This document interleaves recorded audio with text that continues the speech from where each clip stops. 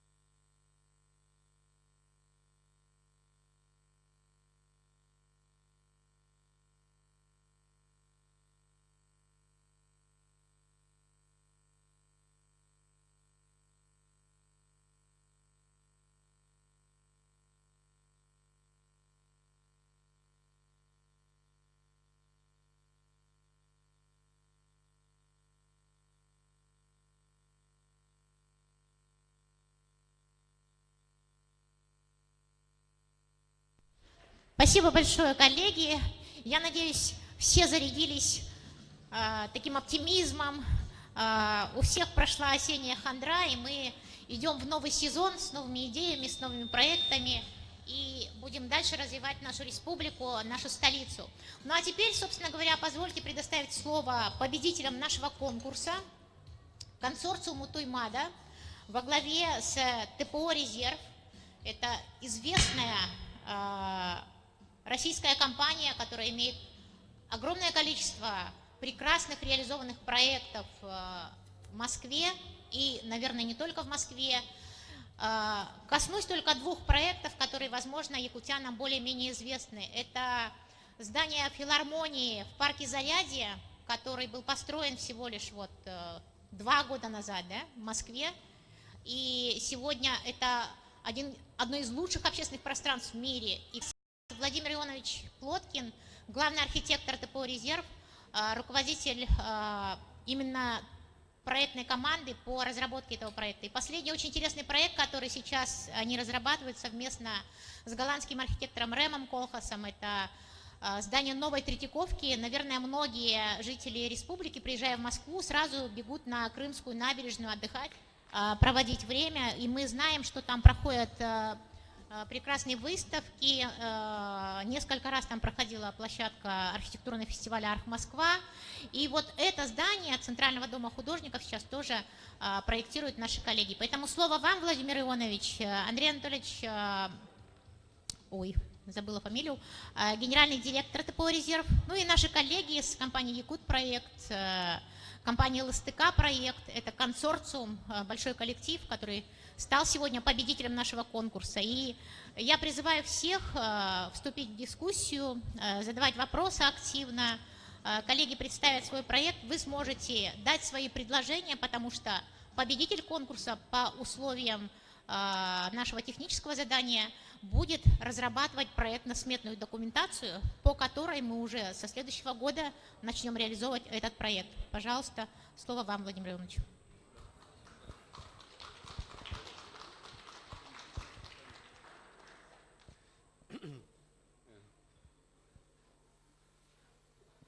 Уважаемые жители города Якутска, мне, безусловно, я очень волнуюсь, потому что мне безумно приятно оказаться и в этом месте уникальном, и с первый раз в Якутске. И очень приятно, я очень рад, что наша команда участвовала в этом конкурсе, участвовала в этом проекте.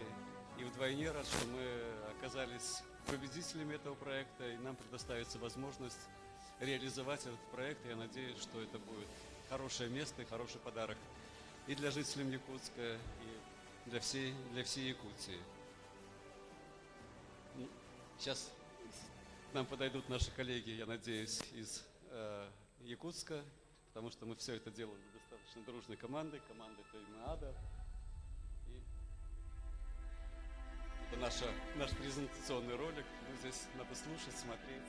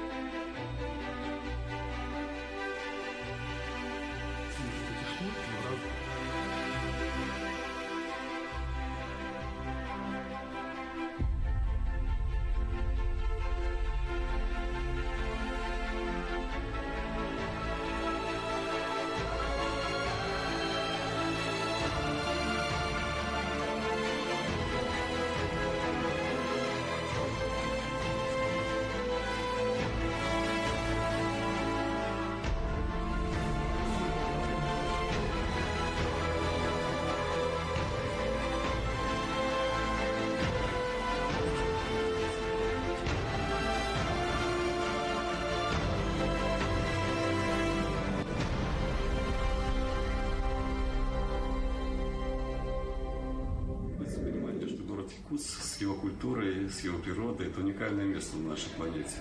Центральная площадь должна быть уникальной и узнаваемой даже из космоса. Мы устраиваем площадь в центре города в виде кольца. в виде кольца ожерелья, внутри которого организуется уютное, самоштабное человеку пространство. Образ круга Солнца – это один из основных символов национальной культуры Якутии. Получаем красивое, многофункциональное пространство, которое будет удобно и для праздничных мероприятий, и для отдыха.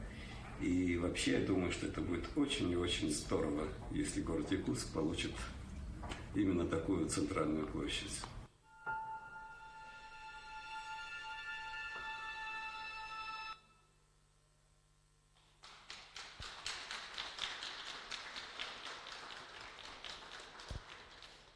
Ну, видите, основные слова я уже сказал, но постараюсь еще раз рассказать о нашем проекте немножко подробнее. Дальше.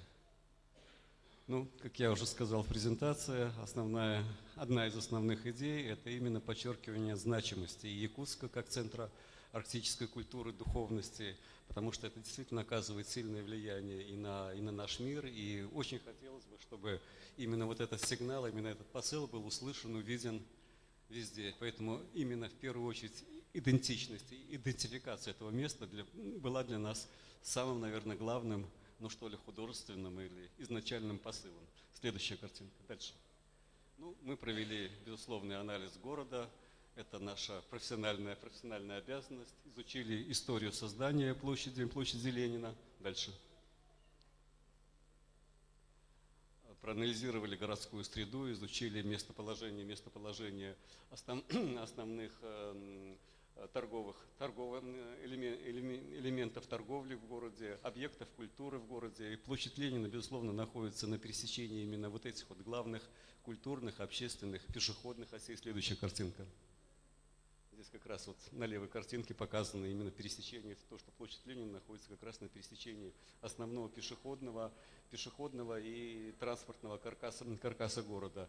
Ну и ожерелья культурных объектов. Слава Богу, что в Якутске их очень много, это здорово, это хорошо. И именно в центре главным элементом, ну, одним из главных элементов именно городского культурного пространства по нашему мнению, должна стать площадь Ленина. Было проделано множество эскизов. В одном были проанализированы самоштабные, соразмерные площади Ленина в Якутске, соразмерные площади городов мира. Безусловно, лидерство держит. Картинка слева – это площадь Тяньаньмы в Пекине, но она невероятно гигантская. Но площадь в Якутске, вот она, вторая картинка, верхняя сверху, она абсолютно самоштабна и соразмерна основным городским площадям мировых столиц. Москва, Красная площадь, Санкт-Петербург, Дворцовая площадь, площадь в Риме и так далее. Одним из посылов, который нас вдохновил почувствовать айдентику страны, айдентику Якутии, это ожерелье, это традиционное серебряное украшение Якутии. И у нас появилась идея создания организации площади Ленина, именно как площади круга, площади кольца. Следующая картинка. Дальше. В нашем предложении появилось вот такое вот кольцо с эксцентриситетом, сдвинутым в сторону, я об этом потом скажу, в сторону памятника Ленина. И в этом кольце появились вот такие вот круглые отверстия, которые могут создавать определенное уютное пространство, которые могли бы быть интересны и полезны в разное время года, разным возрастным и культурным слоям, ну что ли, населения и посетителям этой площади. Следующая картинка. Дальше. В качестве, опять же, для айдентики когда мы начали изучать культуру Якутии, мы начали изучать и вдохновились именно рисунками петроглифов средней Лены. Они действительно оказались прекрасными, очень графичными. И на нашу архитектурную душу, архитектурное понимание это легло и оказало очень сильное влияние. Мы решили непременно воспользоваться именно вот этой подсказкой. И в этом кольце мы сделали следующая картинка. Сделали определенные прорези, которые в солнечную погоду могут давать интересные тени на мощение площади и создавать именно свой уникальный, получая при этом свой уникальный характер. Следующая картинка. Дальше. Опять же, в центре круга, в центре главного пространства площади мы опять же использовали традиционный элемент якутской культуры, это якутский календарь. Но вместо отверстий или на место отверстий в этой спирали мы предполагаем поставить металлические таблички с QR-кодом. И любой желающий может с помощью смартфона навести на свой день и понять, как в отрывном когда-то календаре, узнать то интересное, что происходило в эти дни во всем мире или в истории нашей страны. Следующее. Дальше.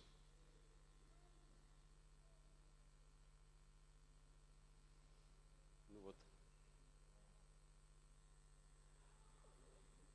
Одним из главных элементов площади, одной из главных идей было создание новой геопластики площади. Вдоль продольной оси мы центральную часть площади мы приподнимаем за края и образуем внутри площади своего рода амфитеатр. Амфитеатр нужен для того, чтобы создать у площади относительно автономный и самоштабный ей характер и размер. Этот амфитеатр может быть использован на этом амфитеатре могут располагаться жители и наблюдать какие-то события, ивенты, которые могут происходить на этой площади. Ну и одновременно пришла в голову идея, что то пространство, которое получается, следующая картинка, под вот этими отогнутыми сторонами можно использовать для парковки автомобилей, может быть, использовать для каких-то других целей.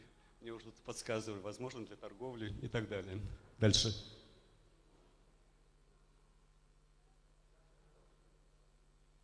Техническая заминка.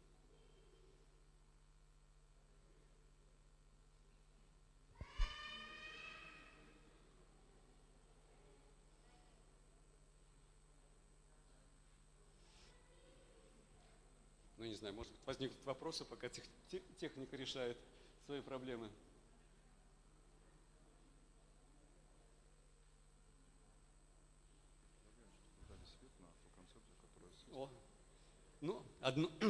Отлично. Одной из идей организации площади, именно площади как официальный, подчеркивающий характер именно ее столичного характера, это организация в центре города определенного, во-первых, высотного доминантного элемента, это во-первых. Во-вторых, возможно создание определенного аттракциона. В центре городов, таких как Лондон, есть колесо обозрения, которое служит обзорной площадкой. В Париже это Эйфелева башня, в Москве Останкинская башня с рестораном «Седьмое небо». Мы здесь предлагаем овал обозрения, это что-то вроде лифта Патерностера, который двигается по вертикали до высоты 60 метров, и медленно поднимаясь, можно смотреть на город Якутск, обозревать красивые окрестности города, любоваться ландшафтом. Следующая картинка. Дальше.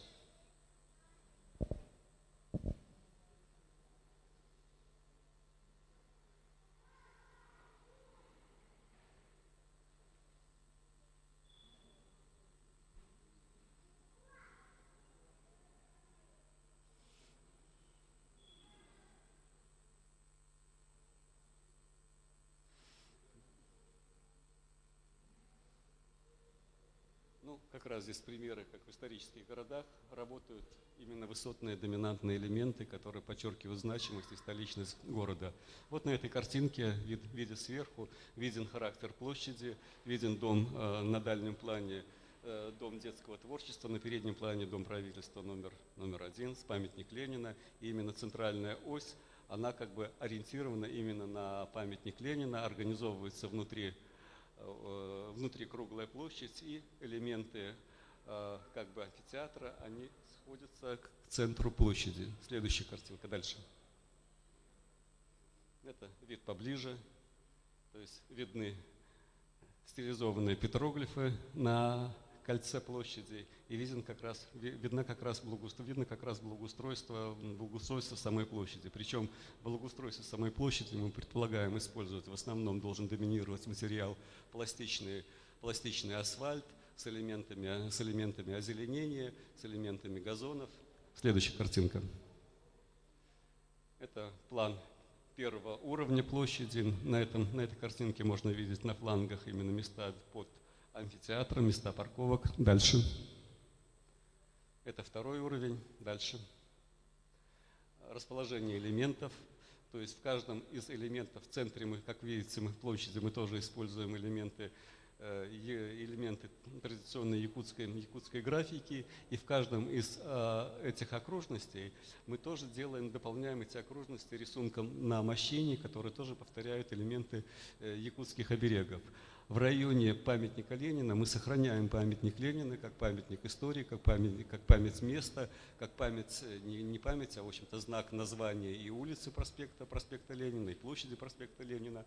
А вокруг, тем не менее, чтобы как-то демократизировать и облегчить восприятие и использование площади, мы предполагаем сделать такой легкий парк, я не знаю, там может быть развлечение, может быть скейт-парк или что-то в этом роде, именно для молодежи, чтобы, в общем-то, чуть-чуть в определенные дни, в определенное время придать этому месту, менее официальный и торжественный характер. Следующее. Дальше. Вид сверху. Дальше. Да, кстати, на вот этой вот башне, на этом вертикальном элементе завершает этот вертикальный элемент герб республики, что тоже должно послужить сильным символом этого места. Следующая картинка. На этом можно не останавливаться. Это сечение по площади. Дальше. Дальше. Как раз на этом разрезе, на этом сечении видно, что организовывается пространство под амфитеатром. И на вот этой вот зоне, где могут располагаться люди, как раз высаживаются новые деревья, делается озеленение. И вот эти вот кружочки, которые формируют благоустройство, формируют рисунок мощения, они как раз именно в этих местах могут подниматься, выдвигаться из земли и организовываться такие круглые скамейки, места для сидения, чтобы можно было удобно отдохнуть, посидеть и посмотреть на какие-то действия. Следующее. Дальше. Схема озеленения, как вы видите, в нашем представлении площадь должна быть очень зеленая. Дальше.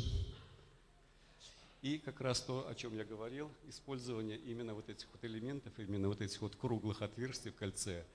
В зимнее время, когда зима, в каждом из колец устраиваются инфракрасные обогреватели, чтобы была определенная, в составе площади были определенные зоны комфорта именно в зимнее время, чтобы было на несколько градусов теплее, то есть температура там достигала комфортной, условно, 30-35 градусов.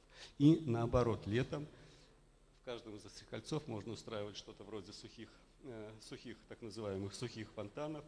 Легкие струи воды обеспечивают прохладу, и это такой может быть достаточно интересный аттракцион и место приятного отдыха, когда на улице 35 градусов и невозможно скрыться от палящего солнца. Следующая картинка. Дальше. Вот как раз картинка, иллюстрирующая использование этих кругов, функционирование этих кругов в летнее время. Дальше. Схема мощения. Дальше. И как раз то, о чем я говорил, именно якутские обереги, тема якутских оберегов активно используется в мощении площади. Это хорошо будет видно из окон верхних этажей. И, в принципе, относительно небольшие элементы, небольшие рисунки, они хорошо считываются и с точки зрения роста человека. Дальше.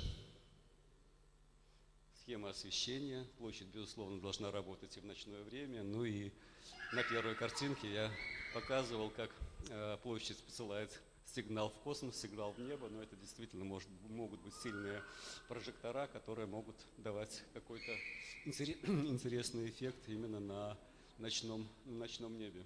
Дальше. Ландшафтно-визуальная схема, на которой мы показываем, что визуально мы площадь никак не портим. То есть и вдоль площади, и в поперечном направлении, и визуальные и физические связи сохраняются. Следующая картинка. Дальше. Вид на площадь со стороны памятника Ленина. На первом плане вы как раз видите некую определенную аттракционную часть именно для скейт-парка, но над этой темой надо еще работать, чтобы это очень точно и хорошо не спорило с прекрасным памятником Ленину и с элементами гранитного постамента внизу. Дальше. Также для того, чтобы площадь активно использовалась, чтобы это было не мертвым пространством, мы предполагаем использовать так называемые модульные элементы, в которых можно было бы использовать, которые можно было бы использовать для организации торговли в разных комбинациях. Там могут быть детские качели, какие-то детские небольшие аттракционы, летние кафе и так далее. Причем это модульная система зимой или в плохую погоду они могут складироваться, то есть компактно складироваться в одном из кругов. Следующая картинка. Ну вот как раз здесь показаны варианты мобильных павильонов. И на левой нижней картинке в одном из колец как раз зона хранения зимой, зона хранения павильонов. Следующая картинка. Мы рассматривали разные варианты, разные сценарии использования площади, использования именно возможности вот этого кольца. Для торжественных мероприятий, для официальных мероприятий, там, где мы делаем вот эту вертикальную стелу, может быть устроена трибуна и скопление людей, люди как бы слушают либо выступление оратора, либо присутствуют на каком-то другом торжественном мероприятии, которое может перемещаться в сторону памятника Ленина. На правой картинке это у нас Новый год, в центре площади елка, происходит какое-то действие, елка-каток, происходит какое-то действие, люди вокруг. Следующая картинка. Дальше. Ну вот как раз Новый год, в центре елка, дети играют в снежки. Надеюсь, как мы уже выяснили, зима в Якутске суровая, но не очень снежная, поэтому снегу надо радоваться, но снег тоже бывает, снег тоже есть. Дальше. Возможно использование для каких-то праздничных мероприятий, то есть скопление людей и вокруг этих павильонов по интересам, ну и в обычные дни или выходные дни это такое броуновское движение по площади и возможно движение во всех направлениях и по диагонали, и вдоль. То есть очень свободно, безбарьерно, толерантно и демократично. Следующее. Дальше.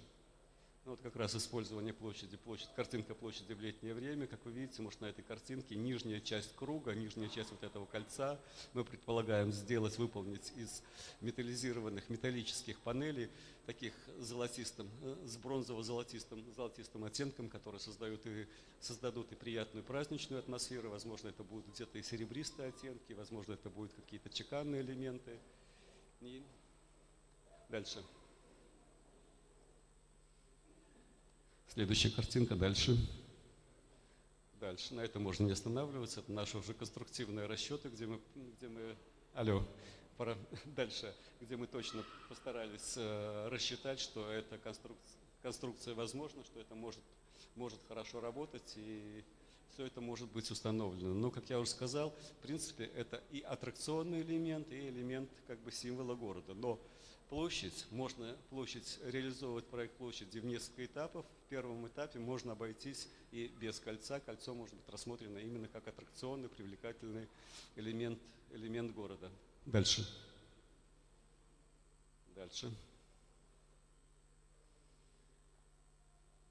Вот как раз сверху видно. Вид по главной оси площади. Дальше. Ну, вот как раз использование площадь зимнее время, в центре елка, светится эта вертикальная доминанта, герб республики наверху. Следующая картинка дальше. Ну и опять же Новый год, каток, елка. Я надеюсь, что при реализации этот проект принесет удовольствие и радость жителям города. Спасибо.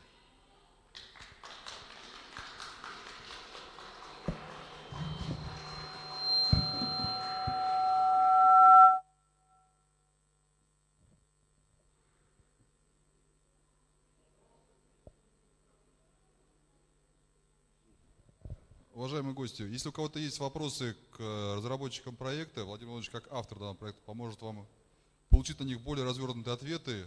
Мы готовы выслушать желающих.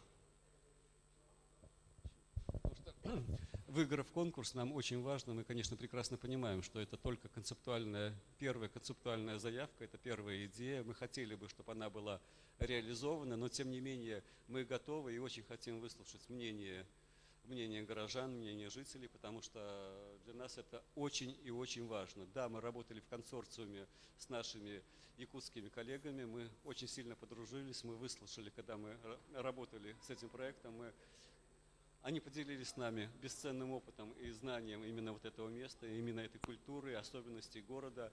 Но жители знают город как-то, как бы это сказать, многоаспектно, с разных точек зрения. Поэтому, реализовывая любой проект, нам очень важно услышать, по возможности, если это возможно, учесть разные точки зрения, разные мнения, разные предложения. Поэтому очень хотелось бы это услышать.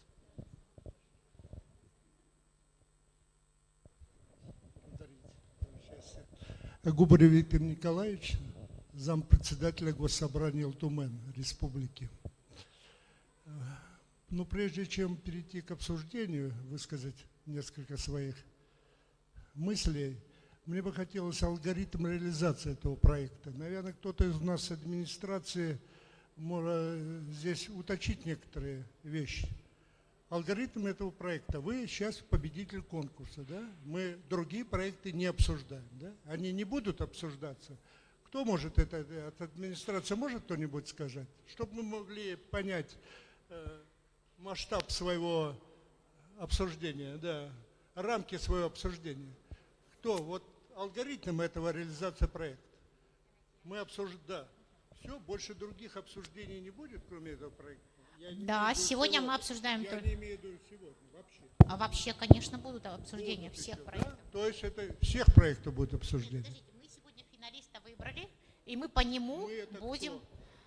Сегодня заседание жюри, состоявшееся, отобрало финалиста, и теперь с победителем нашего конкурса мы будем уже разрабатывать реальную проектно-сметную документацию, на основе которой благоустроим нашу площадь. Вы считаете, что жюри – это окончательное решение, которое, да, на основе которого будет приниматься? Жюри, да, да? возглавлял Айсен Сергеевич Николаев. Глава республики. Да, ну, сегодня... все понятно, да? То есть это победители уже, да? Хорошо. А окончательное решение как будто уже принято, да? Да. Так, хорошо. Теперь понял, спасибо. Теперь конкретно, я правильно понял, ваше имя, отчество подскажите? Владимир Ионович. Владимир Иванович, что вот это, ну, кольцо, да, так его назвать, можно же, да, правильно? Оно может быть и в окончательном варианте не быть, да? Или это уже, ну, вы так сказали, что это можно первым с кольцом, а потом, может быть, и дальше. Не, нужно, я уточняю просто, да. Но все-таки вы допускаете мысль, что это будет, может быть, допускаете мысль, что это может быть и без кольца? Да. Ну, вы знаете, в процессе работы все может произойти, в том числе и допуская мысль о том, что площадь может быть и без кольца. На сегодняшний момент, представляя именно вот эту вот идею, да, если бы мы, как авторский коллектив, не были бы в ней уверены и не любили бы эту идею, мы бы с этой идеей не участвовали, и в конкурсе на широкое обсуждение мы бы ее не представляли. Во время обсуждения, безусловно, будем прислушиваться, обсуждать, если вдруг возникнет необходимость что-то кардинально изменить, значит, мы будем к этому готовы. Жизнь есть жизнь. Да, хорошо, спасибо. Я, конечно, не претендую на окончательную свою точку зрения, безусловно. Еще будет время и обсудить, и подумать, и посмотреть. Но первое впечатление выскажу. Это прежде всего... Вы упомянули, что действительно можно какие-то аналогии найти, скажем, Красную площадь. А мне вот первое впечатление, что это больше на Манежную площадь где-то. Очень много такого человек находится во многих точках площади, находится в замкнутом пространстве. Вот сегодня площадь, она позволяет вообще-то, и даже проведение больших мероприятий, передвигаться, чувствовать себя свободным. Это больше похоже на, я извиняюсь, может быть, слово, на какой-то, еще раз я говорю, извините меня за выражение, не парк развлечений, но тем не менее очень много здесь получается таких развлечений. Вот мало свободы. Человек оказывается на этой площади, мало свободы. Я хочу сказать, что действительно так, ну, с технической точки зрения, с точки зрения, значит, архитектуры, использования элементов национальной нашей культуры республики, здесь очень много элементов, безусловно. Но самое, вот что меня противоречивые такие взгляды, это вот я не понимаю большой смысл этого кольца. Не могу понять. Оно просто, ну, мы так понимаем, что площадь – это пространство, где позволяет, значит, ну, почувствовать себя свободными. Я несколько раз говорю это слово. Здесь будут проводиться, ну, масса мероприятий. Здесь уже исключается вопрос, ну, демонстрации. Вот у нас проходит эта демонстрация, связанная с событиями или государственности республики. Мы, кстати, будем отмечать ее в 2022 году, столетие со дня образования Якутской автономной Советской Социалистической Республики. И площадь Ленина совершенно в 1967 году этот памятник установлен. Ленин подписал декрет о государственности республики. Но здесь проходятся и массовые такие общественно-политические мероприятия, но это все будет ограничивать, конечно. Вот такое первое впечатление. Но я хочу сказать, что здесь действительно есть на что обратить внимание с точки зрения таланта, исполнения, ну, такой творческой, хорошей фантазии. Да, очень много фактов и вещей, которые, ну, те же обереги, например, говорят о нашей культуре, о нашей республике. Ну, это первое такое впечатление. Но самое главное, я вот сразу, точка зрения, кольцо меня, ну, не могу понять. Хорошо. Можно мне прокомментировать? Значит, относительно кольца и относительно площади, относительно свободы перемещения, свободы ощущения на этой площади. Как я уже показывал примеры площадей, я их показывал как примеры площадей, не примеры их использования, а именно размеры. Размеры у площади Ленина огромные, они большие. И вот это вот кольцо, которое мы делаем внутри площади, оно очень большое. Диаметр этого кольца около 100 метров. То есть организация 100-метрового пространства внутри площади, это позволяет проводить абсолютно любые мероприятия именно внутри кольца. И кольцо у нас приподнято на 8 метров относительно уровня земли. Все пространство, когда мы стоим на уровне земли, все пространство абсолютно прозрачно. Мы видим все. Ничто не мешает взгляду, то есть нет ограничений, у нас нет сооружений вокруг площади. Мы видим и памятник Ленина, мы видим и Дом детского творчества.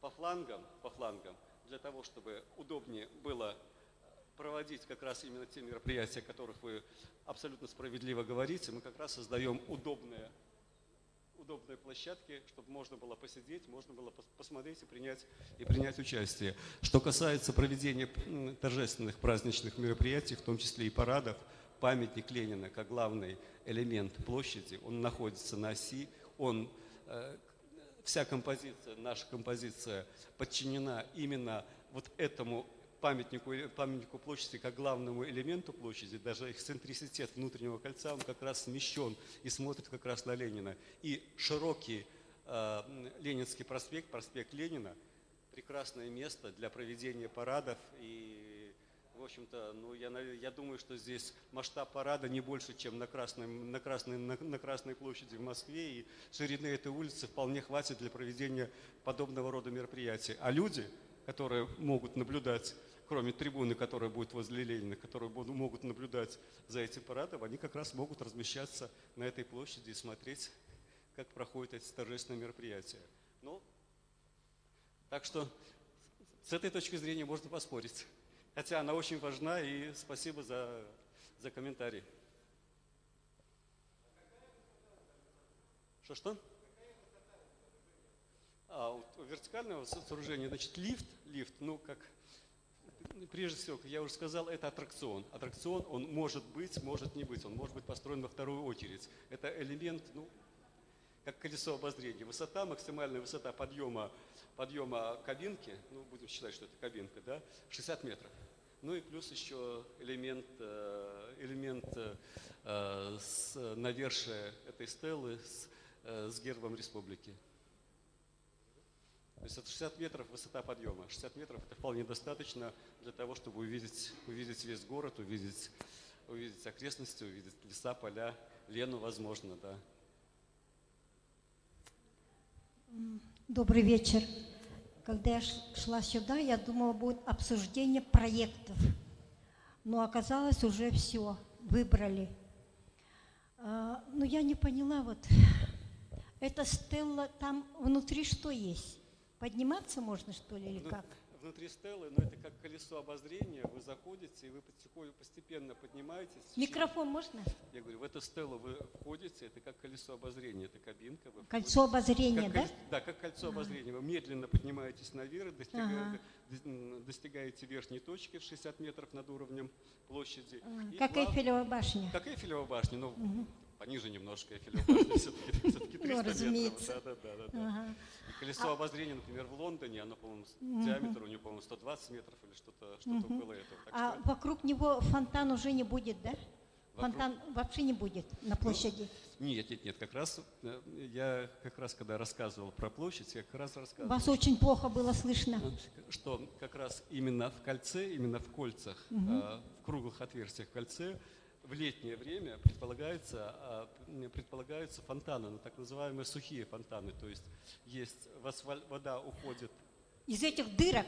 Из этих дырочек, да, и там организовываются такие зоны. Я думала, вокруг стеллы будет. Но вокруг стелы тоже можно организовать. Вот я подумала, что мы же алмазная страна, ну, республика. Можно было бы в самом конце сделать очень красивый такой граненый алмаз, и чтобы он вечером светился разноцветными огоньками. Это было бы очень красиво. И потом вот эти, они очень похожи на наши сваи, вот подпорки эти. Они же прямоугольные. Более эстетично было бы, если бы они были круглые. Они круглые. Но они же прямоугольные. Нет, круглые. Честное слово. Просто нарисовали прямоугольные, что ли? Кажется, что они круглые. Нет, просто здесь искажает экран. А на самом вот деле эти подпорки. Подпорки, они круглые.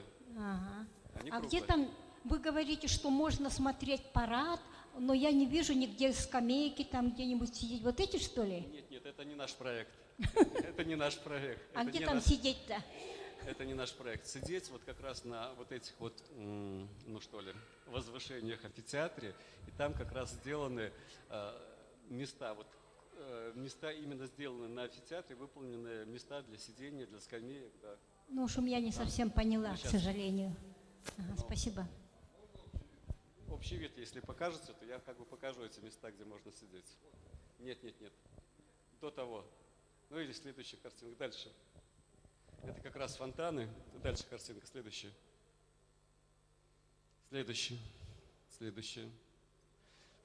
Ну, предыдущую картинку покажите. Ага, оставьте.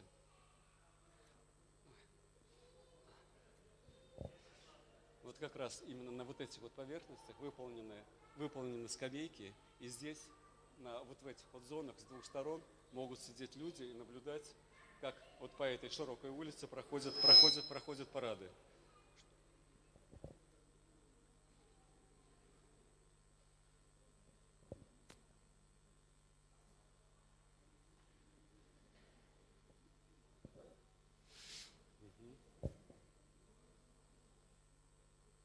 Уважаемые гости, может быть, еще какие-то вопросы?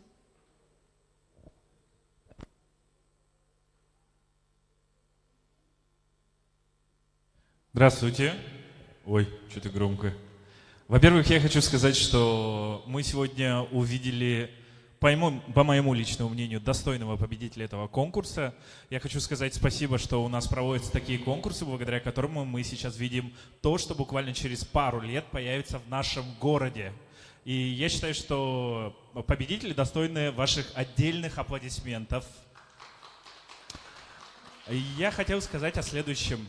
Вот наш главный фаллический символ, назовем это Сергей условно, все-таки Сергей, да? его завершение, вот насчет бриллианта говорили, как именно это будет выглядеть, это нужно подумать. У меня есть предложение. Давайте окончание этого фаллического символа сделаем более заметным, потому что сейчас там стоит маленький герб. Возможно, это архитектурно правильное визуальное решение, но что-то я смотрю туда наверх и вау-эффекта не испытываю. Когда вы показываете площадь сверху, извините, я не птица, на эту площадь я буду смотреть только снизу. А снизу мне видно только то, что находится наверху, это вот этот герб. Поэтому есть предложение сделать то, что будет в самом верху, видно всем, издалека и так далее, сделать более ярким. Я бы даже сказал эпатажным, раз уж мы ожерелье будем ставить на главную площадь. И еще по поводу этих двух персонажей, которые разместились на поверхности. Во-первых, они, к сожалению, только полтуловища находятся, точнее полтела, да? Они отрезаны, непонятно, какие у них окончания. Есть предложение этих персонажей запатентовать и в том числе использовать для этого, как бренд. У нас очень часто идет обсуждение, с какими символами мы должны ассоциировать Якутию. Пусть эти два персонажа, они, наверное, на самом деле раскрыты, да, будут использоваться в том числе как бренды, потому что я уверен, очень много кадров после того, как появится эта площадь, будет использоваться с изображением этих персонажей. И давайте их не масштабировать, а эксплуатировать, да, давайте вот так, хорошо? И отдельная просьба организаторам конкурса, когда результаты будут переданы более широкому кругу лиц, а не только тем, кто сегодня присутствует, сопроводить максимально подробно вот этой информацией, которую вы сегодня разместили. Там все показано, все вопросы там закрыты. Поэтому большая просьба, когда информация пойдет более широкому кругу лиц, сопроводить максимально подробной информацией обо всем. Спасибо. Спасибо. Прозвучало слово «организаторы», поэтому я, соответственно, сразу отвечаю на запрос. Есть сайт sahamain.space. Это сайт, который рассказывает обо всем этом конкурсе, о всем, что с ним происходит и что будет происходить с победителем проекта. На этом сайте есть имейл, по которому вы можете присылать ваши идеи, предложения. На этом сайте будут все 3 проекта. И надо понимать, что сейчас вы видели презентацию и видите планшеты, но альбом победителя намного больше, и там гораздо больше деталей и подробностей. Вы сможете открыть его на сайте и ознакомиться со всеми деталями, задать вопросы и произвести какое-то общение с авторами через этот сайт. Он будет работать, пользуйтесь им, пожалуйста. Мы будем поддерживать его и дальше. Сайты всех конкурсов работают до того момента, пока проект не реализован. Соответственно, до 2022 года он будет активен. Спасибо.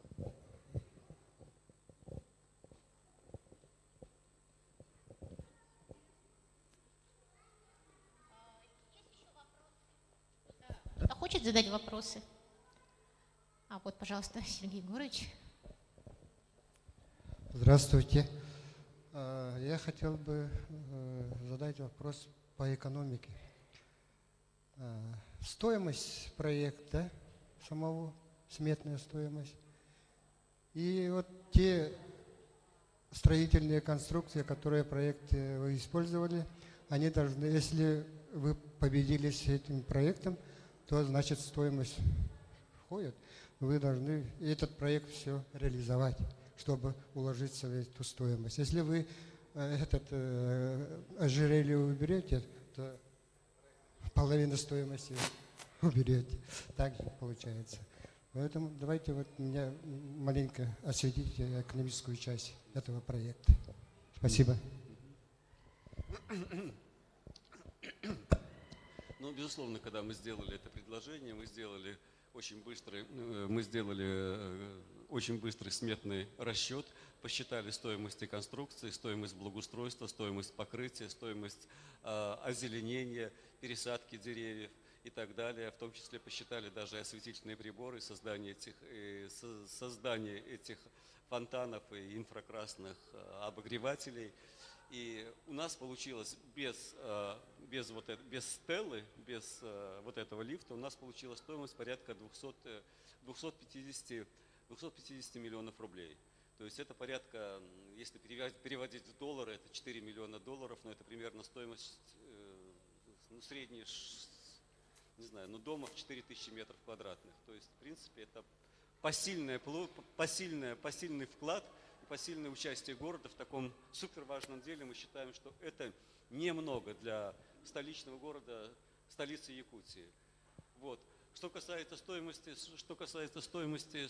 именно вот этого элемента, ну, мы это еще уточним, просто я не хочу вводить никого в заблуждение, потому что это специальные сметы, этим занимаются специальные фирмы, специальные компании, но мы такой вопрос задали. Что касается конструкции, на наш взгляд, безусловно, они будут учитывать особенности климата, особенности вечной мерзлоты, особенности грунтов в Якутии, в Якутске.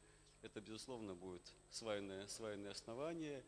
Сама конструкция кольца это тонкие, ну, скажем так, тонкостенный бетон, это плита. Выполнить ее с технической точки зрения, со строительной точки зрения, я думаю, что это не составит особенного, очень сложных усилий, но, безусловно, чтобы это выглядело хорошо и работало, это должна быть очень аккуратная, очень тщательная работа. Я надеюсь, что Якутия с этим справится.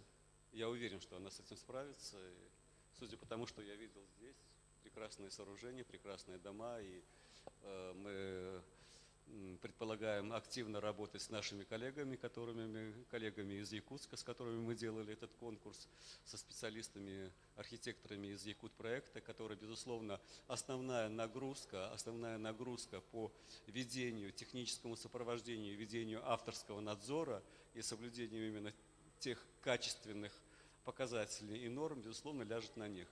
Поэтому я надеюсь, что с экономической точки зрения, со строительной точки зрения это все реализуемо и должно дать хороший результат. Ну что ж, уважаемые участники нашей дискуссии, позвольте поблагодарить Владимира Ивановича Плоткина, наших коллег с консорциума за... Да, а где наши якутские коллеги? Давайте еще раз их поблагодарим за прекрасную работу. Николай Николаевич, Иннокентий Афанасьевич, Иван Ильич Шишигин, Семен Никифоров. Здесь на самом деле работала очень большая команда, да. Давайте еще раз поблагодарим и пожелаем им качественной реализации проекта. Мы уверены, что вот такая сильная команда даст нам хороший результат. Спасибо всем большое. Выставка будет работать 2 дня. Приглашайте своих знакомых, жителей республики, гостей. И здесь, в стенах Музея «Россия. Моя история», можно будет ознакомиться со всеми участниками нашей выставки. Спасибо всем большое. До новых встреч.